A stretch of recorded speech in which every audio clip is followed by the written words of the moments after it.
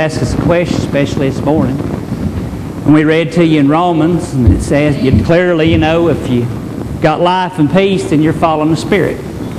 You're spiritually minded, and you're following what the Spirit says, and you're doing what the Spirit has. And I think every one of us has been looking for life, and we desire life. We desire to have the life that He said, and have it more abundantly.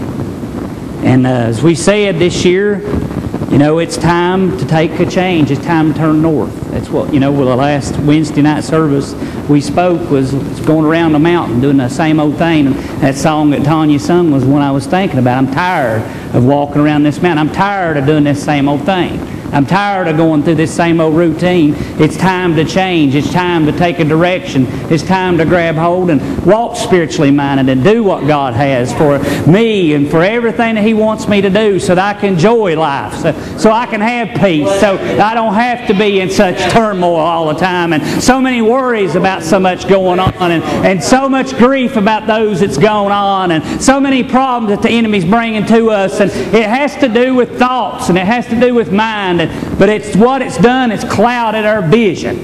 It's clouded it. If you could be turning there, Lisa, be going there. It's Habakkuk chapter 2, verse number 2 and 3. I'm going to read to you tonight is where we're going to begin at.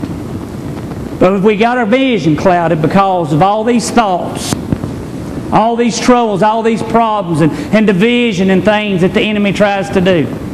The things that he tells us that this one's thinking about us and this one's thinking this about us and how these people don't care about us and how this one goes, and we begin to ponder and we begin to talk to others about it, and the enemy uses them to encourage us to feel bad and get us all down that we have no heart.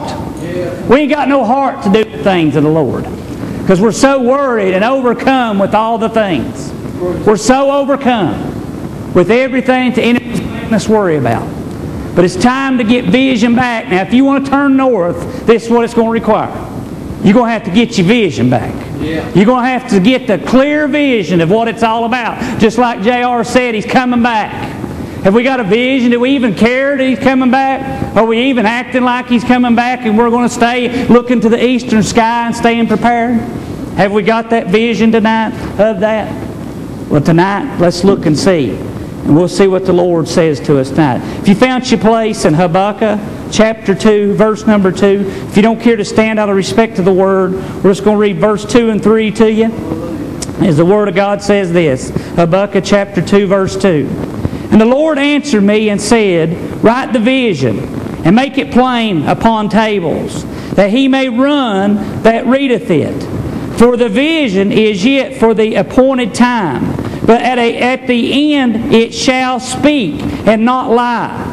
Though it tarry, wait for it, because it will surely come, it will not tarry. Let us pray. Heavenly Father, we thank You for Your Word. We thank You tonight that people can leave here tonight, Lord, with a clear vision, oh God, with hope, oh God, and with a vision to turn north, oh God, and get us quit going around the mountains of dry places, listening to the enemy and listening to the things, oh God, but walking spiritually, having life, having it more abundantly, Lord, and having peace. But Lord, as we trust You tonight, that You'll bear fruit from this Word, as we commit it to Your hands and trust it in You. In Jesus' name we pray. Amen. Amen. The Lord told him clearly. Now back in that day, they wrote things on tablets. And when they got ready to write them down, they had to make sure they got it right. It ain't like today that we got a pencil and we can erase it, So he wanted to write it on this tablet, and he wrote that vision and what God had for them, and he wrote it down exactly to detail to what God expected from them to do, or what He expected for Him to do. Do you have a vision tonight for you, for the church? Do you see it? Do you understand it? Do you understand what God asks of us as a believer, as a person? Do you have that written down anywhere in your heart, in your mind, in your spirit, what God wants? Well, did you even listen to what Andrew said the other night when we need to care for others more than self? God first, John said this morning, others second, then us last. That's how God brought it. That's how He put it. And that's one of the visions of the church. Put others before you. Put others beyond you. Even your enemy. He said, love all people. Can we even love all?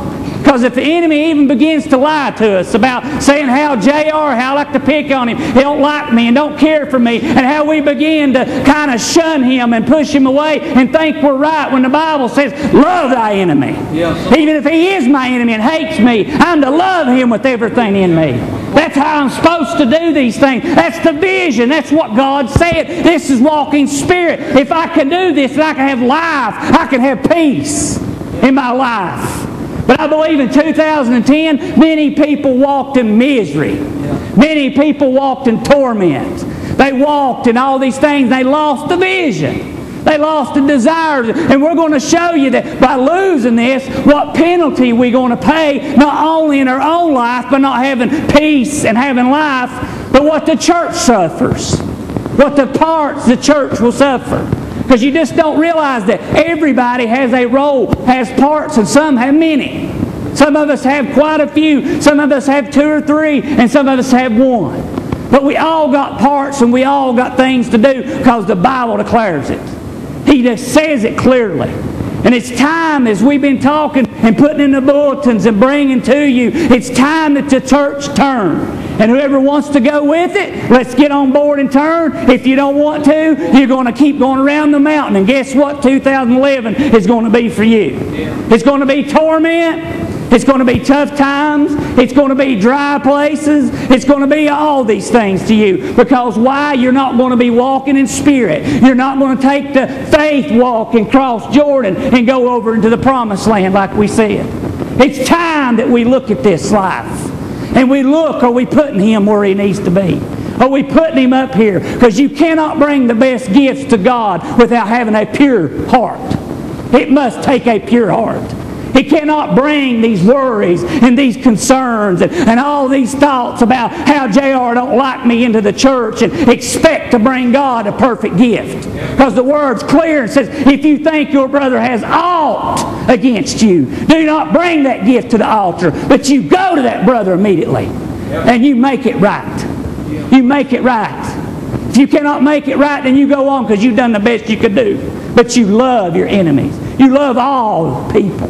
Whoever may be against you, whoever's for you, but love all people. That's one other vision for the church and for believers. The only way that you can be known that you're a disciple of God.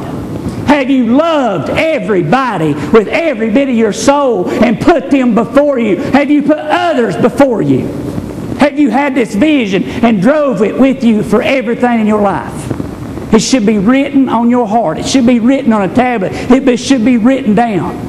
Whatever God has called you to do, if you don't know, you better be in prayer and supplication and fast and asking God with everything in you, God, what do you want me to do? What do you have for me to do? And what do you desire for me to do? Because if you don't learn to walk spiritually, you're not going to find life and you're not going to find peace. Because it says, carnally minded will find death. That's torment. That's what that means, torment, misery. And I think many has walked in that. As I talk to many people, not only in this church I could sit upon people's faces, but everywhere we went I've seen it. Florida and Kentucky, everywhere, people with misery. Why? Because of these things. It's time that we get our vision. And we understand our roles. And we understand what God expects of us. And what things He expects of us. And start moving and turning to the north. And quit going around the mountain doing the same old routine. Doing the same old thing with no excitement about God. None whatsoever. Walking through the emotions, as the song said. Just walking through it. Just like it's just going on. And this is what I've got to do to get to heaven. Well, I just got to go tonight. If I don't, I'm not going to make it to heaven. That's not a pure heart. And then God don't want it. He don't want it. He says clearly, I don't want sacrifice. It's not got a pure heart. I don't want you to bring nothing to me without love and wanting to give it to me. Being a cheerful giver. Coming and singing to me with a pure heart. Teaching with a pure heart. With love for me because of what I've done for you. It means nothing. It means nothing. And it's going to get you nowhere. And then we wonder why we struggle so many times. And some of us may be pushing ourselves to teach or to sing or to do things. And we don't seem like we're getting any joy out of it. We don't seem like we get any peace out of it. But it just seems like more misery, more torment. What, have you checked your mind out to see what you're following? Have you checked your mind out to see if the carnal mind is